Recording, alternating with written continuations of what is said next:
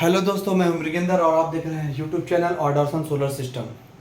आज एक वीडियो हम बनाएंगे। उस वीडियो में हम सीखेंगे कि जो डीसी सर्किट्स होते हैं, मीन्स डीसी सर्किट और जो एसी सर्किट होते हैं, ठीक है, मीन्स डीसी सिस्टम और एसी सिस्टम, उसमें हम करंट को कैसे फाइंड आउट करते हैं, मीन्स करंट निकालना सीखेंगे हम डीसी सर्किट्स में और एसी सर्किट्स में।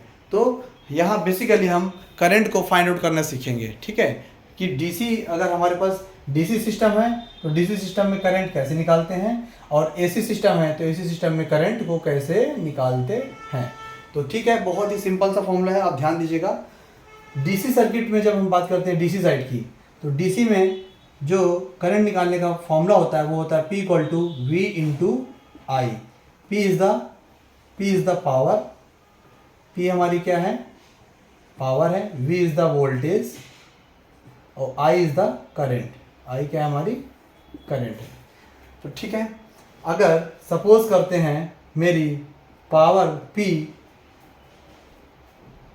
20 वाट की है, कितनी है, 20 वाट की, और जो मेरा वोल्टेज है वो मेरा बैटरी वोल्टेज है सपोज 12 वोल्ट, कितना है, 12 वोल्ट। तो करंट कितना होगा दोस्तों, देखिए करंट कितना होगा, ये हो गया आपका फॉर्मूला P = V × I। तो पावर कितनी है आपके पास, 20 वाट, आप यहाँ पास रख दो 20 वाट। वोल्टेज कितनी है हमारे पास, 12 वोल्ट, पुट कर दो। I हमारे पास है नहीं, तो I को फाइंड आउट करना है। तो 20/12 हो जाएगा। I = इसको आप डिवाइड कीजिए 20/12, कैलकुलेटर से आप कर लीजिएगा। तो आपके पास जो करंट आएगी वो आएगी 1.66 एम्पियर। तो डीसी सर्किट में करंट को फाइंड आउट करने के लिए हम फॉर्मूला लगाएंगे P = VI। P is the power, V is the voltage, I is the current. तो इस फॉर्मूले में हम वैल्यूज़ को पुट कर देंगे। P की वैल्यू है 20, V की वैल्यू है 12, I की वैल्यू हमें नहीं पता। तो I = जब 20 में 12 का डिवाइड करेंगे तो करंट हमारी निकल के आएगी 1.66 एम्पियर। तो ये डीसी सिस्टम, डीसी सर्किट्स में करंट को फाइंड आउट करने का तरीका होता है। अब हम बात करते हैं एसी सर्किट की, एसी सिस्टम की। तो एसी सर्किट, जब एसी सिस्टम की हम बात करते हैं तो इसमें दो चीज़ें होती हैं। पहला होता है सिंगल फेज और दूसरा होता है 3 फेज सिस्टम, ठीक है। तो पहला जो होता है वो होता है सिंगल फेज सिस्टम और दूसरा जो होता है वो होता है 3 फेज सिस्टम। तो जब हम बात करेंगे सिंगल फेज सिस्टम की, तो सिंगल फेज सिस्टम में करंट को कैसे फाइंड आउट करेंगे, फॉर्मूला होगा उसका P = V × I cos phi, ठीक है। सपोज मेरे पास जो पावर है वो है मेरे पास 100 वाट की, जो मेरे पास वोल्टेज है वो है मेरी 230 वोल्ट, करंट मुझे नहीं पता, और जो cos थीटा है, cos phi या cos थीटा जो है वो आपका होता है पावर फैक्टर, क्या होता है, जो कि जनरली लिया जाता है 0.8, ठीक है।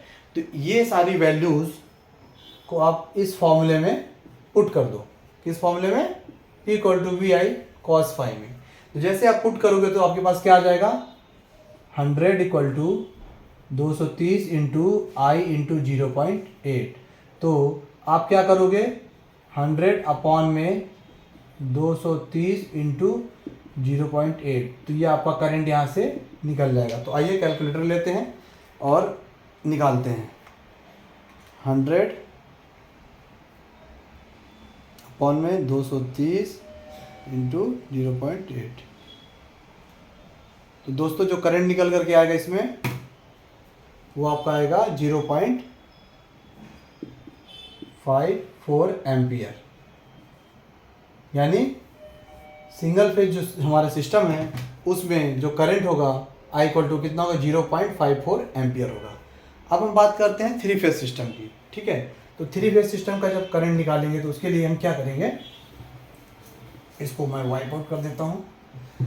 तो जब 3 फेज सिस्टम में करंट निकालना होता है तो उसके लिए हम क्या करते हैं, उसका फॉर्मूला होता है पावर P = √3 cos phi, √3 लग जाता है इसमें, ठीक है दोस्तों, क्योंकि ये 3 फेज है। तो 3 फेज का जो फॉर्मूला होता है P = √3 cos phi होता है। तो सपोज सारी वैल्यूज़ हमारे पास यही हैं, पावर की, वोल्टेज की, करंट नहीं पता, और cos phi की। तो ये सारी जो वैल्यूज़ हैं वो उठा करके इस फॉर्मूले में आप पुट कर दीजिए। तो जैसे पुट करेंगे तो पावर हमारे पास कितनी है, 100 वाट,